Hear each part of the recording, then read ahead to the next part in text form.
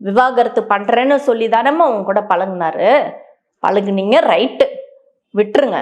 ஆனா குழந்தைய வயித்துல வாங்குனீங்க, எவ்வளவோ சேஃப்டி இருக்கே, யூஸ் பண்ணி தொலைய வேண்டியதானே.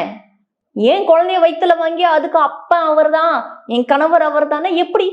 அப்ப ஆல்ரெடி லீகலா ஒரு பொண்ணு உட்கார்ந்துட்டு இருக்கிற கதி என்ன? அதுக்கு பேர் என்ன?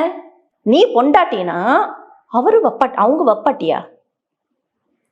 உனக்கு தைரியம் இருக்குன்னா, நான் இல்லீகல்ல குழந்தை வாங்கிட்டேன்னு தைரியம் இருந்தா என் கணவர்னு சொல்லக்கூடாது, அவருடைய வப்பாட்டின்னு தான் சொல்லணும். அதுதான் நியாயமான வேர்டு, நியாயமான மென்ஷன். அந்த தைரியம் இருக்க சொல்றதுக்கு உங்களுக்கு இல்ல. அப்போ என்ன பண்ணணும்? சேஃப்டியின் ஒரு விஷயத்தை வச்சுக்கிட்டு குழந்தை தங்காத அளவுக்கு இருந்தீங்களா? அவர் ஏதாவது குத்தாரா? அவர் ஏதாவது ஃபன் பண்ணாரா? நீ ஃபன் பண்ணியா? டைம் பாஸ் பண்ணீங்களா? ஓகே, முடிஞ்சிருச்சு அந்த லைஃப். இது தப்பு ரைட்டுன்றது அவங்கவுங்க பர்சனல், அவங்கவுங்க ஹாப்பினஸ். அவங்க பொக்கோடா தின்றவங்க, பல்லு இருக்கவன் பொக்கோடா தின்றான். உனக்கு பல்லு இல்லை, நீ பொக்கோடா தின்னல. மேபி 1-2 பல்லு இருந்தா அதுல மிச்சம் தின்னிருப்ப.